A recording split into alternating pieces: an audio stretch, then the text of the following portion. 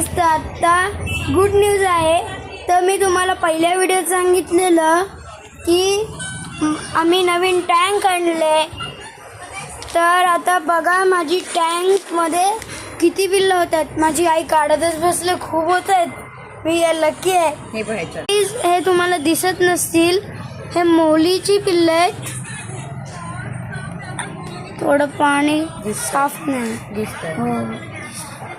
किती दिलेत हे बघा. आमचे मासे पण नाही झालं.